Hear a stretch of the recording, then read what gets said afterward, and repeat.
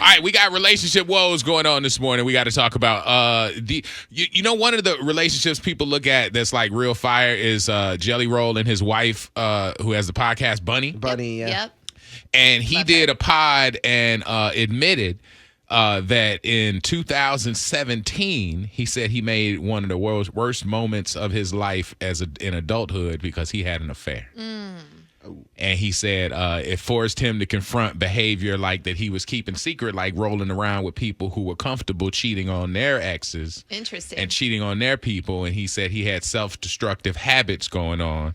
And he said they briefly separated in early 2018 as a result of that affair. But after they did a lot of work to repair their relationship, they got back. And that's why they are the strong unit that people see now. Yeah. Because they did the work and then also eliminated some problem areas and I love to how he see was moving. a couple, go through it and see that they're successful today and that no relationship is perfect. You don't know what happens behind closed doors. And I'm glad that they kept going because they showed everybody like just how strong of a relationship they can have. It also explains a lot though, because because she's, you know what I'm saying, she's a character in her own. Oh yeah, for sure. And she gets to play up that part, but now obviously there's a line that she has identified, and probably from that, so she could be out there, like being this kind of sex. I mean, yeah, she was a siren, you know what I'm saying? But kind of look like what she used to do. I mean, it totally makes sense. That's what I'm saying. Yeah. Like, so he's cheating back in the day when she was really, really out there. Now there's boundaries. Now there's boundaries that they have that are cleared up. So I also like the way he said, like, oh, he wished it never happened, but he's glad it happened because it made them as strong as it was. Right. So that's good. Progress. You got relationship issues that have hit the Gates fam. We said that Kevin Gates was performing last night at the Addition Center in Orlando at USF's campus. His estranged wife, Drika, is asking for $70K a month. Ooh. Child support and spousal support. Keep going on tour, my friend. You got to keep working. Yeah, if y'all didn't go see him, he's hurt.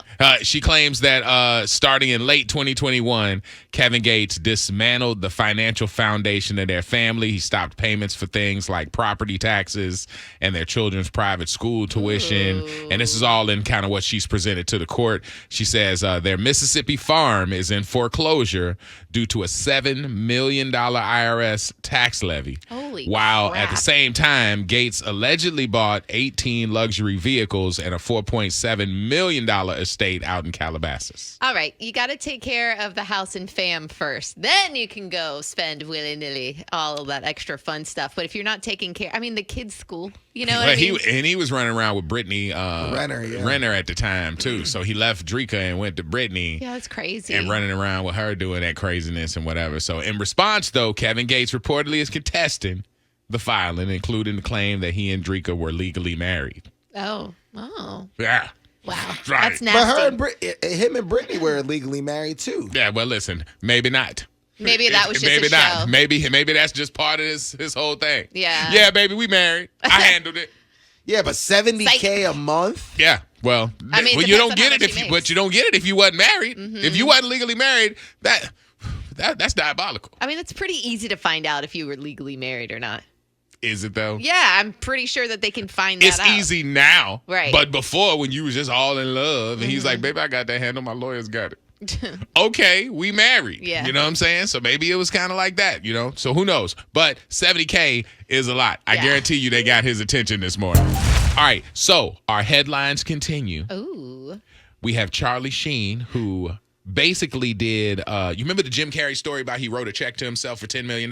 Yeah. Oh, yeah. It was like in 85. He wrote a check to himself for entertainment services rendered. He was conjuring. He was conjuring up that he was going to have some success. And later, when his dad died, he put that check that he carried in his wallet for like 11 years.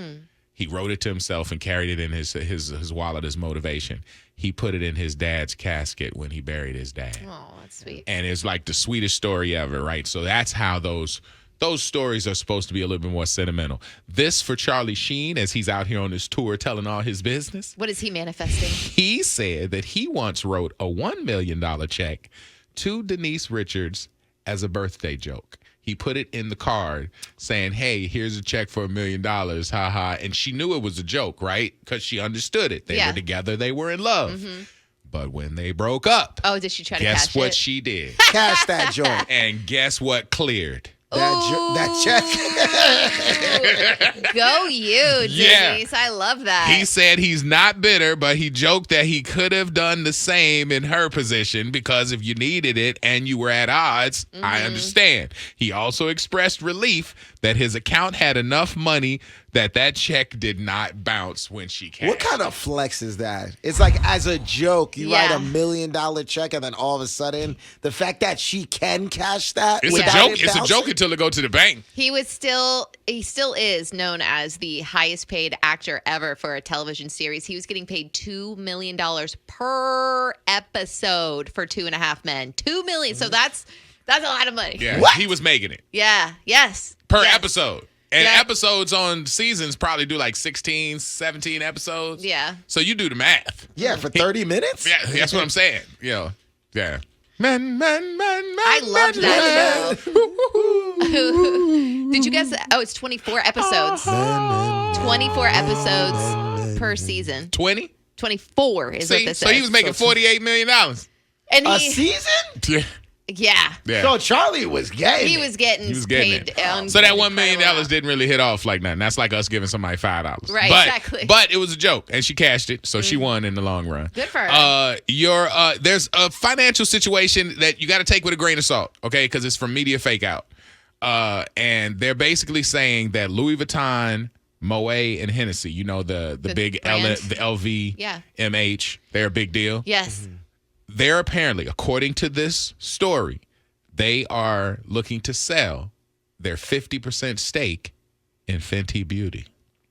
Ooh, I wonder why. This would put Rihanna's business empire that we know to be so wealthy under a lot of pressure. Mm-hmm. She's a billionaire, okay? The global giant is behind her, just like they're behind Dior and Fendi and Louis Vuitton.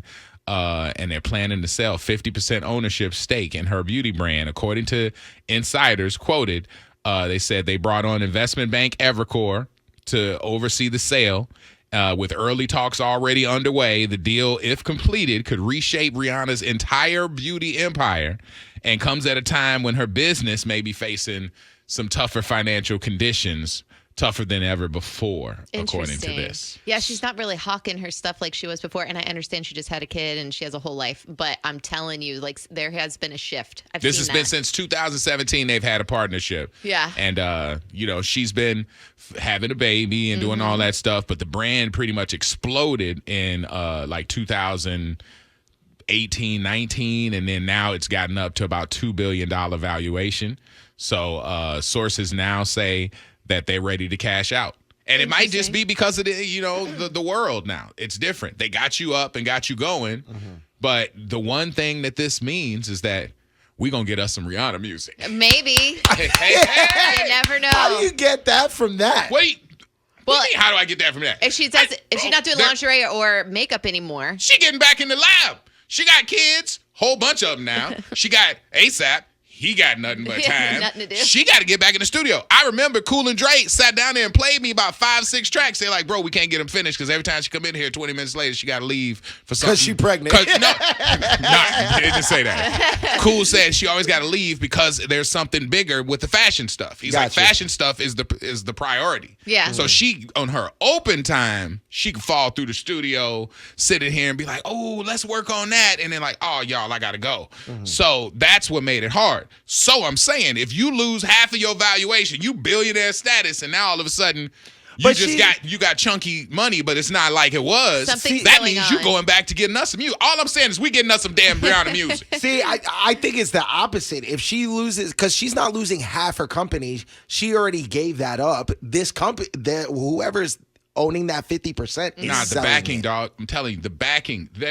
It's a big deal to have Louis Vuitton, Moet, and Hennessy as your backer. That means that your valuation. And they're dumping because it's like me saying, hey, I'm going to hire you and I'm gonna market your brand in all of my stores. And you like, hell yeah, everybody, I'm out here buying me some new cars and a new house because my stuff is saturated everywhere that Orlando's network is. Yeah. And then I drop you, and now you back to just trying to sell it on your website and a couple other spots you got deals with, but you don't have the big deal. It's like losing the Walmart.